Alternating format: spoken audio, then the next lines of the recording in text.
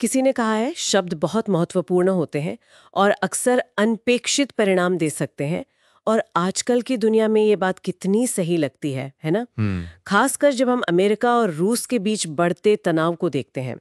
AFP की एक ताज़ा रिपोर्ट है जो इसी तनाव के कुछ नए पहलुओं पर रोशनी डाल रही है। इसमें परमाणु बयानबाजी और पनडुब्बियों की तैनाती की बात है। देखिए, यूपीएससी की तैयारी करने वालों के लिए तो ये अंतर्राष्ट्रीय संबंध और सुरक्षा का एक बहुत ही अहम विषय है। प्रीलिम्स, मेंस दोनों के लिए, और वैसे भी आम जानकारी के लिए ये सब जानना जरूरी है। तो आज हम एएफपी की इसी रिपोर्ट पे थोड़ी गहराई से बात करेंगे, एक आलोचनात्मक नजरिए से। तो मामला शुरू होता है अमेरिकी राष्ट्रपति ट्रंप के एक आदेश से।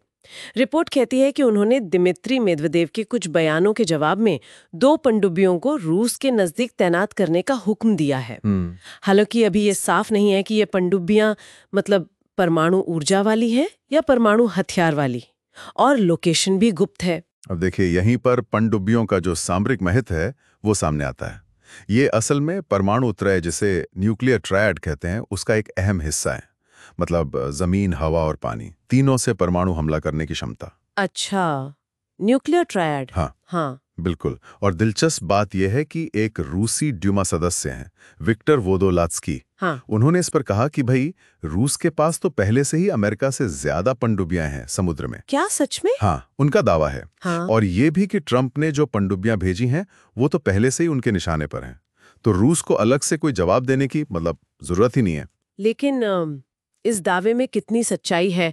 क्या ये सिर्फ बयानबाजी है या इसमें कोई वजन है? देखिए, ये दावा थोड़ा बढ़ा चढ़ाकर पेश किया गया लग सकता है। पनडुब्बियों का पता लगाना, उन पर नियंत्रण रखना, ये बहुत मुश्किल काम है। तो ये शायद अपनी क्षमताओं को थोड़ा ज्यादा दिखाने और घरेलू दर्शकों को आश्वस्त करने की कोशिश ज्यादा लगती है। पर ये दिखाता है कि दोनों तरफ से एक तरह का शक्ति प्रदर्शन चल रहा है। और ये सिर्फ पनडुब्बियों तक ही नहीं है ना। ट्रंप और रूसी सुरक्षा परिषद के उप प्रमुख दिमित्री मेदवेदेव, इनके बीच तो सोशल मीडिया पर भी काफी तीखी बातें हुई। मेदवेदेव ने शीत युद्ध के जमाने की किसी गुप्त परमाणु प्रणाली डेड हैंड का जिक्र किया। हाँ, डेड हैंड या पेरीमीटर भी कहते हैं इसको। ये सोवियत संघ की एक, कह सकते हैं, स्वचालित जवाबी परमाणु हमला प्रणाली थी। इसका मकसद था कि अगर रूस पर पहला हमला हो और मान लीजिए नेतृत्व ही खत्म हो जाए, तब भी यह सिस्टम अपने आप जवाबी हमला कर दे। ओहो, तो इसका जिक्र आज के माहौल में करना तो... हाँ, बिल्कुल। ये निश्चित रूप से तनाव बढ़ाता है और ट्रंप ने भी इसे खतरनाक क्षेत्र में जाना बताया। मेदवेदेव, जो कभी राष्ट्रपति भी थे पुतिन के लिए, आजकल काफी राष्ट्रवादी और तीखे बयान दे रहे हैं। सही कहा। हालांकि माना जाता है कि उनका असल राजनीतिक प्रभाव शायद अब उतना नहीं है, लेकिन उनके बयान, खासकर पश्चिमी देशों के खिलाफ जो होते हैं, वो क्रेमलिन के कड़े रुख को दिखाते हैं। और ये सब यूक्रेन युद्ध और जो बड़ा भू राजनीतिक टकराव चल रहा है, उसी पृष्ठभूमि में हो रहा है। दोनों पक्ष एक दूसरे पर मनोवैज्ञानिक दबाव बनाने की कोशिश कर रहे हैं एक तरह से। और बात यही नहीं रुकी। रूसी राष्ट्रपति पुतिन ने भी अपनी नई हाइपरसोनिक मिसाइल है ओरेशनिक, उसका बड़े पैमाने पर उत्पादन शुरू करने की घोषणा की है। और खबरें हैं कि इसे साल के अंत तक बेलारूस में तैनात किया जा सकता है। जी हाँ, ओरेशनिक। और ये हाइपरसोनिक मिसाइलें, मतलब जो आवाज की गति से 5 गुना या उससे भी ज्यादा तेज चलती हैं, ये मौजूदा मिसाइल डिफेंस सिस्टम के लिए एक बहुत बड़ी चुनौती है। अच्छा। तो बेलारूस में इनकी तैनाती सीधे सीधे यूरोप की सुरक्षा समीकरणों को प्रभावित करती है और तनाव को और बढ़ाती है। और ये घोषणा ऐसे समय में हुई है जब ट्रंप ने कथित तौर पर रूस को यूक्रेन युद्ध खत्म करने की कोई समय सीमा दी थी। और यूक्रेन पर हमले भी जारी हैं, जैसे कीव पर वो हालिया हमला हुआ था। तो इन सब घटनाओं को अगर हम एक साथ रखकर देखें तो तस्वीर क्या दिख रही है? मतलब एक तरफ परमाणु बयानबाजी तेज हो रही है, दूसरी तरफ सैन्य तैनाती जैसे पनडुब्बियां, मिसाइलें, ये बढ़ रही हैं। यूक्रेन का संघर्ष तो पृष्ठभूमि में चल ही रहा है।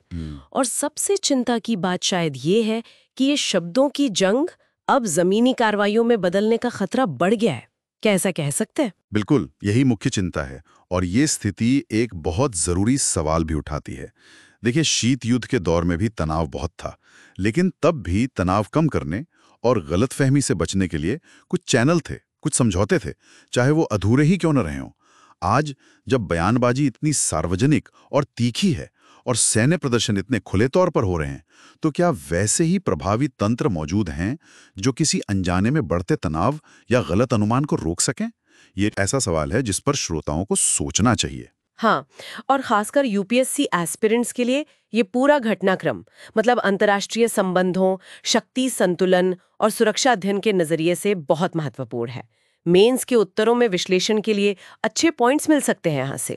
तो अगर आपको ये चर्चा जानकारीपूर्ण लगी हो तो इसे लाइक करें, सब्सक्राइब करें, और अगर आपके कोई और सवाल हैं या आप कुछ और कहना चाहते हैं तो नीचे टिप्पणी में जरूर लिखें।